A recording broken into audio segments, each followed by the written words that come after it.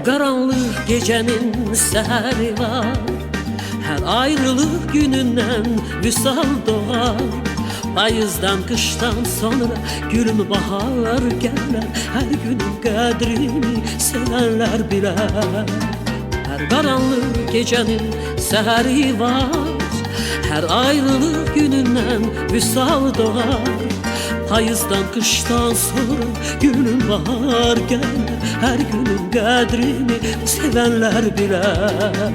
İlin üstə il gələr qonaq kimi, sevgim sənə nur saçar çıraq kimi.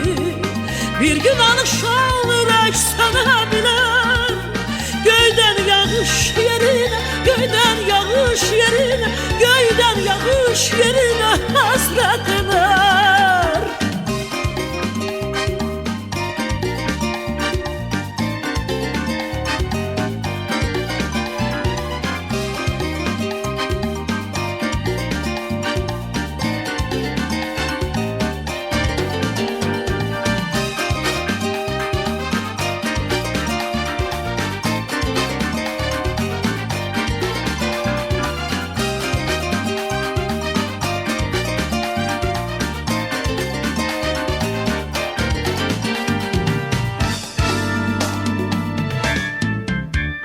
Açılan səhərin qədrini bil, sev bu dünyanı səndə hər an sevil.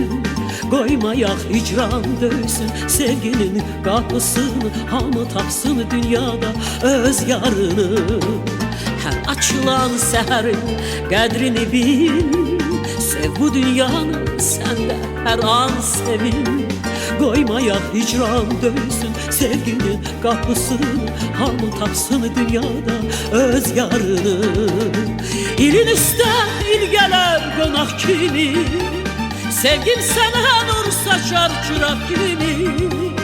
Bir gün alışan ürək sənə bilər, göydən yağış yerinə, göydən yağış yerinə, göydən yağış yerinə həsrət edər.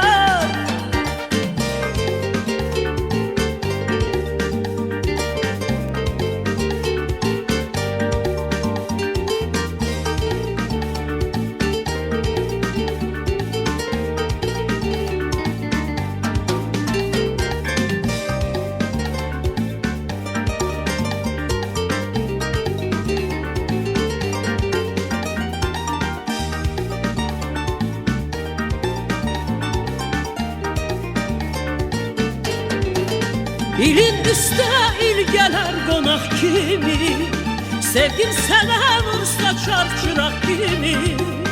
Bir gün alışan ürək sənə bilər, göydən yağış yerinə, göydən yağış yerinə, göydən yağış yerinə həsrət edər. Göydən yağış yerinə, göydən yağış yerinə, göydən yağış yerinə həsrət edər.